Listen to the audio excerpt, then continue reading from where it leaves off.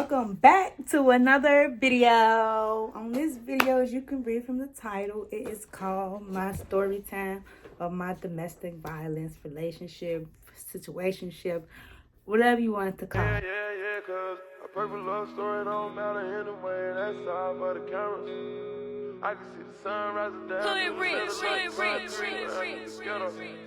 You can see the love in the eyes of the kid that was lost and it turned to a rebel. Mama don't give up on me, I'm a rebel. Mama don't give up on me, I'm a whatever. Don't forget to like, comment, and subscribe. And tune in again, you feel me? Your girl is back. Definitely, I'm coming hard all 2024. So, let's get into this video. Okay, where do I start? Start when I'm 15. Okay, I was 15, you feel me? Young and dumb. Fresh out of 8th grade in high school, freshman year. So, I had just turned 15 in November. So, 2 months later, I met this guy. we're going to call him Taylor. And if I don't remember the name, I'm sorry, okay? But we're going to call him Taylor. Because, we're going to call him Taylor. So, I met Taylor on Facebook. I added him on the book. He ended up texting me, yada, yada, yada. We ended up talking and doing whatever. He was living by the school I was going to. And, that we went from there. And he was like, let's link up one day. No, okay. We was like, let's link up one day. And we did that. So, man, I was previously talking to somebody, but he wasn't really on nothing.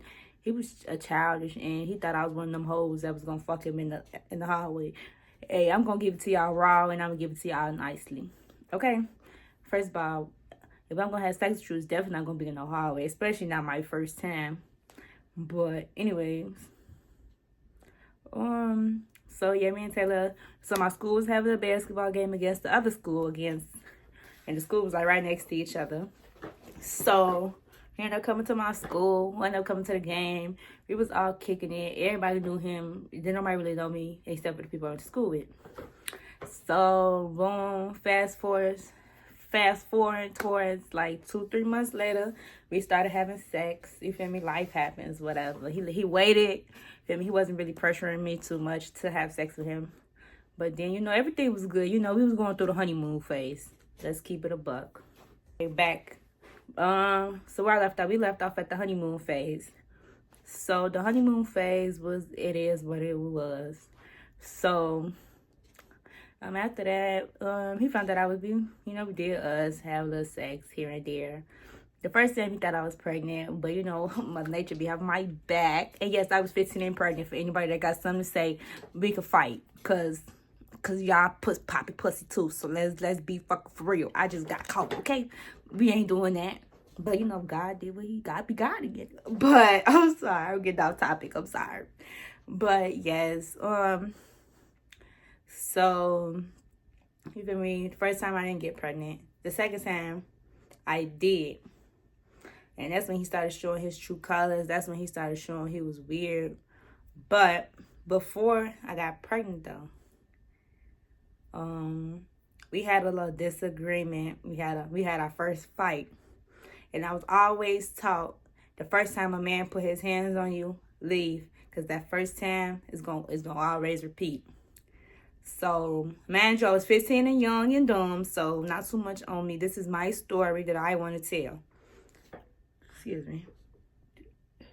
me. So, that's what I was saying, though. He put his hands on me the first time. I was at his people's crib, and he ended up leaving. He ended up texting me. He was like, he's sorry and this. And I was so in love with him, so I accepted his apology because, like, my man said he was sorry. Well, he was my man at the time. My man said he was sorry, and he's sorry. So, whatever. So, back to what I was saying, though. Well, he said he was sorry. He came back to the house. We talked, makeup sex is the best sex. So, that happened and everything. And no, I was not digging in my nose. But yes, that happened. And in reality, you feel me, after that happened, our relationship progressed. It had its ups and downs, but that's a relationship. But he was a hoe. I'm gonna keep it 100. He was a hoe, and he still ain't shit to this very day. And if he see this video, you ain't shit, Taylor. But you know your real name, hoe. You know your motherfucking real name, hoe.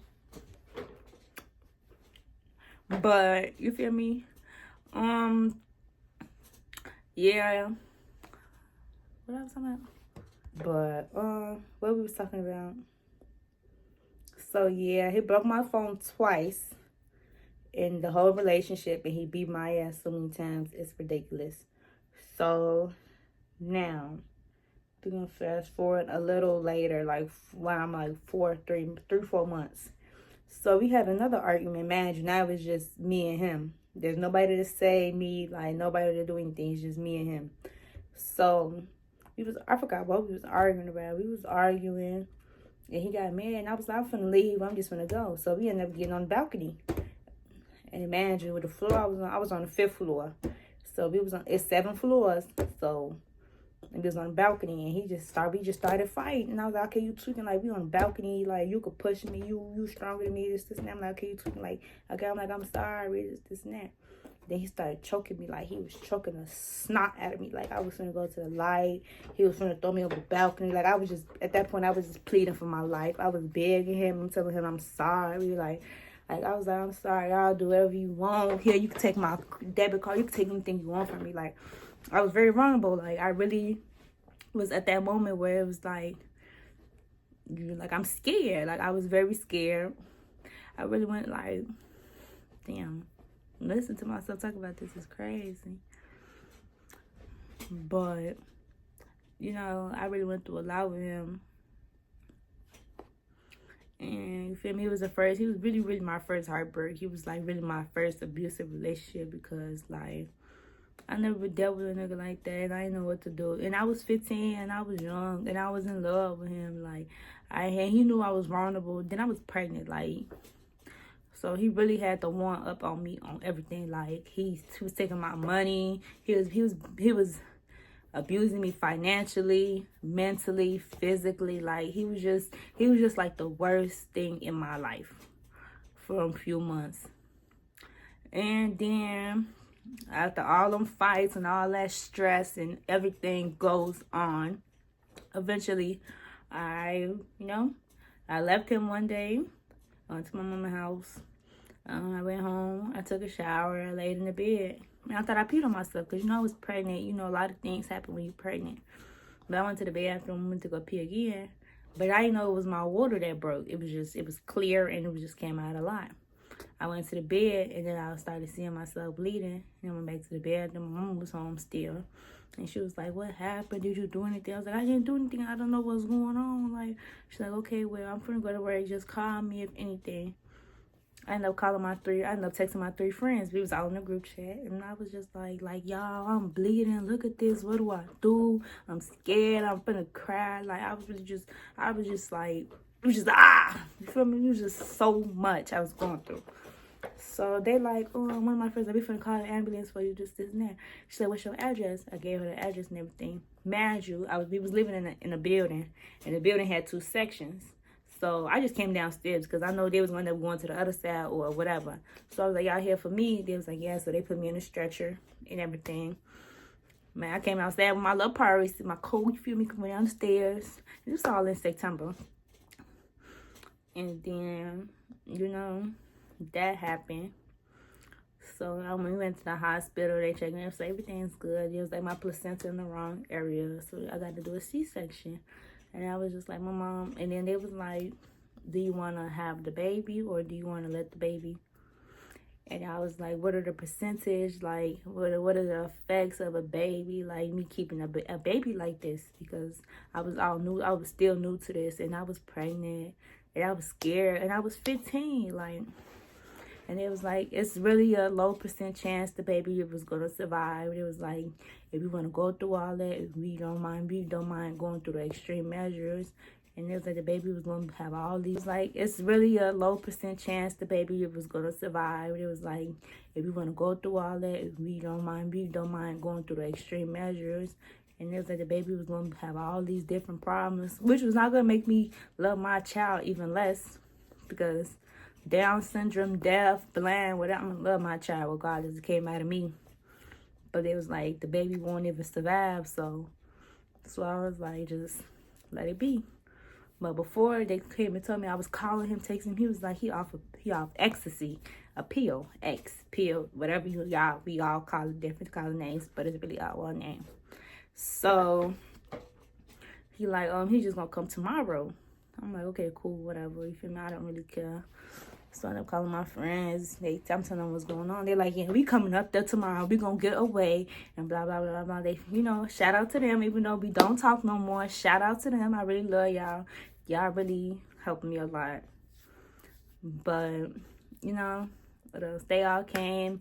And then he was just like, he was irritating me still then when I was like, after I had the baby. And then when he came, he was like, where's our baby? And I was like, she's gone. Like, no, I'm lying.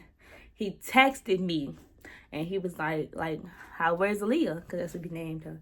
And I'm like, she's gone. Like, he was like, what? He was all sad and everything. So I knew he was off some drugs. He didn't really know what was going on. So, boom. Then he came and he saw how she looked and everything. Because I kept the baby in the room until he came. I wanted him to see her and everything. He got to see her. And I said, here's a memory box. I'm going to show y'all the memory box in another clip. And then it was really just like, that was really, really it, to be honest. And then really, the whole time I was there, he was like irritating me. Like, he was sleeping in the same bed as me. Like, I just lost the whole baby. I'm going through a C-section. Why are you laying in the bed next to me? Like, let me have the bed to myself. Like, we was really sharing. Y'all know how them hospital beds is. We was really sharing the hospital bed. Like, you, like, move! But I was vulnerable, so whatever. But that's really my story. It's not really a lot to it. My pictures of my faces, of my face, my phone, and my phone explains a lot, to be honest. So he was a hoe, and he still is. And I don't even say why I'm saying was. He still is a hoe. But yes, when he was talking to me, he was a hoe. And you feel me? He was definitely not shit. But again, I was 15 and dumb, in love with him. Head over heels in love. I'm talking about breaking my back for him. Do you hear me?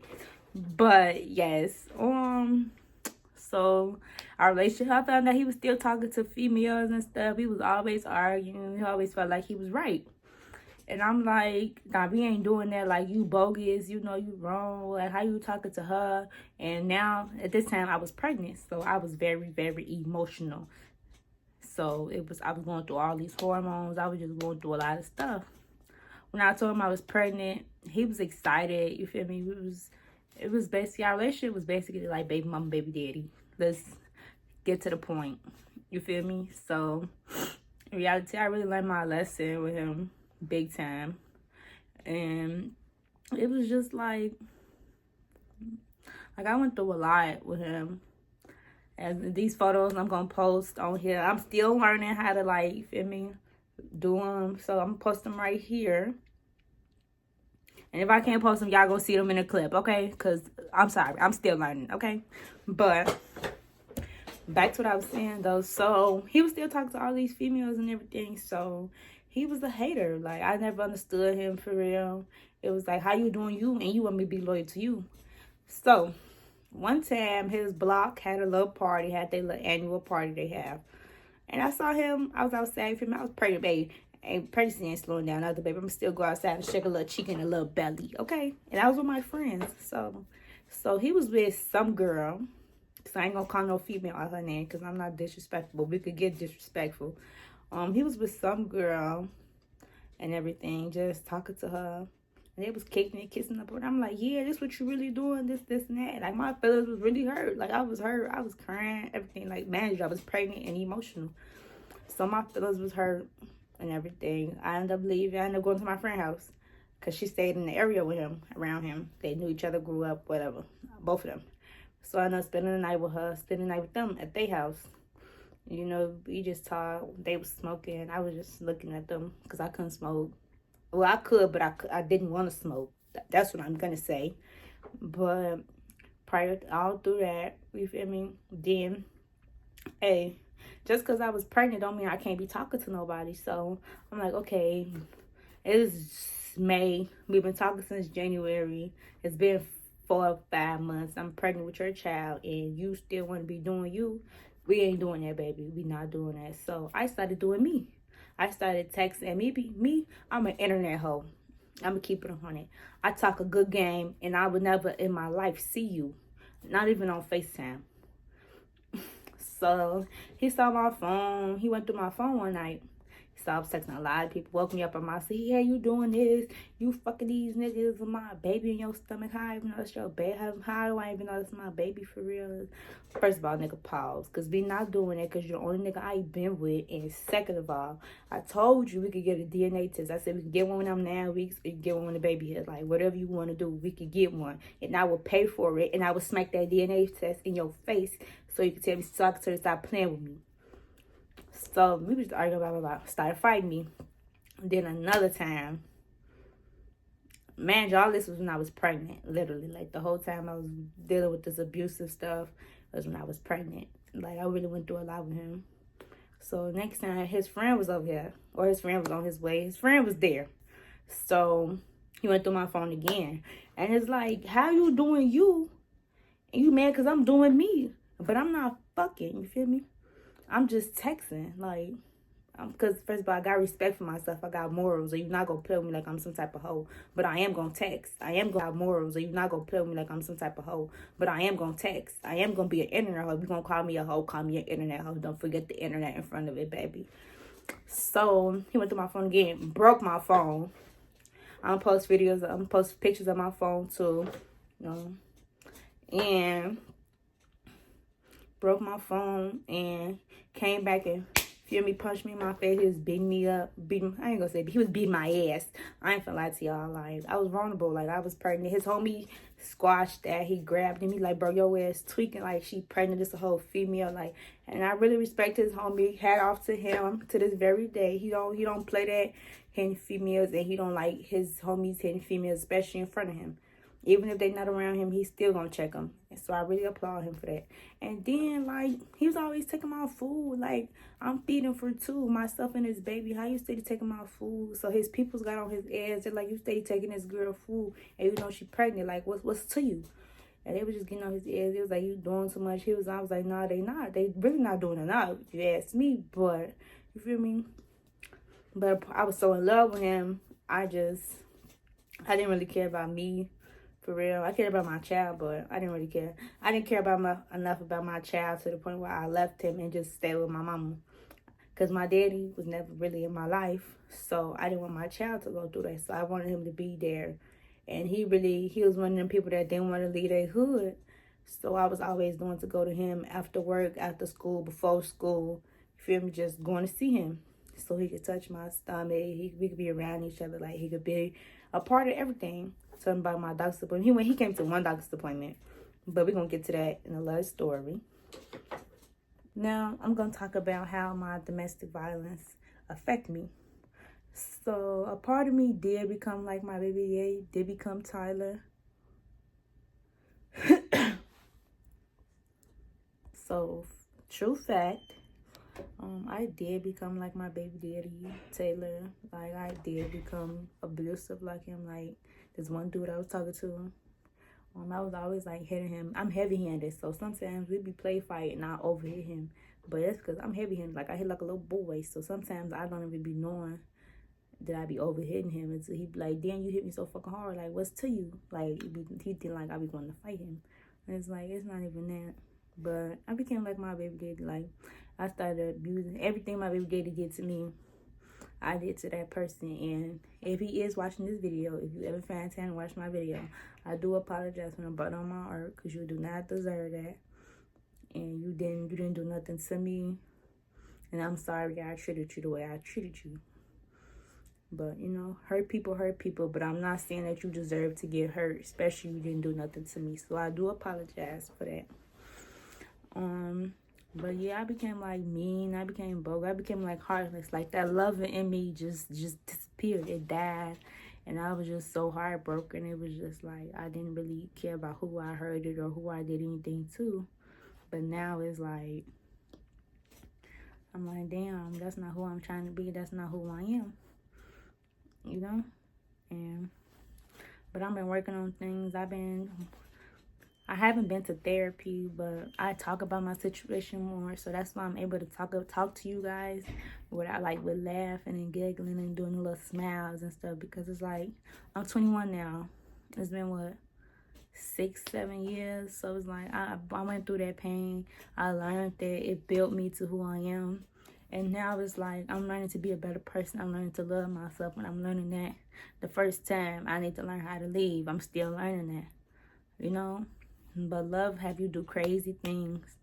But the best advice I could do is love yourself and try to love yourself. Thank you, guys. So if you know anybody that's like going through an abusive relationship,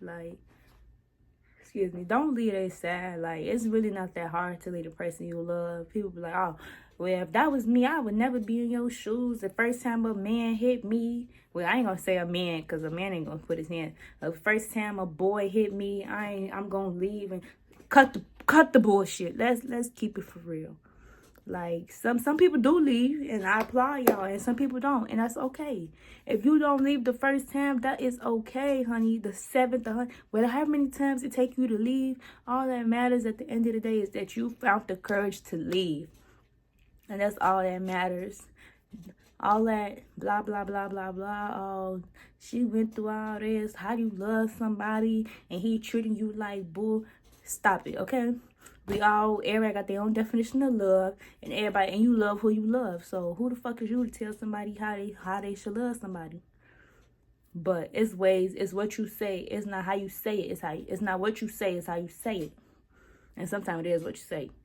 But some people just be so judgmental. And it's like, are you really my friend? Are you here to help me and help me be better and help me learn how to lead this person?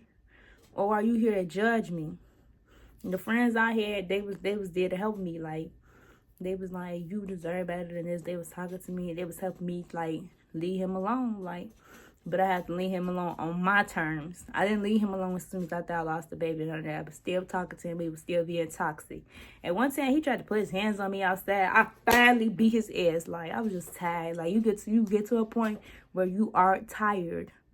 And I beat his ass, and he thought it was a game. They was like, leave her alone. She getting tired of you. It's you got your breaking point. But if you got friends that's struggling with leaving, just be there for them, support them, and just help them out. That's the most you could really do. You can't force them to leave the person they love. Just help them, take them out, have them leave the house and explore life, and just do your part as a friend that you want somebody to do for you. So if you are in a domestic violence relationship, I wish you the best. I really hope that you can find a way out of this, because nobody deserves to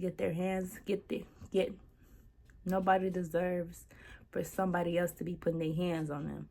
Nobody deserves that. Everybody deserves love, nature, nurture, all that, etc. Everybody deserves it.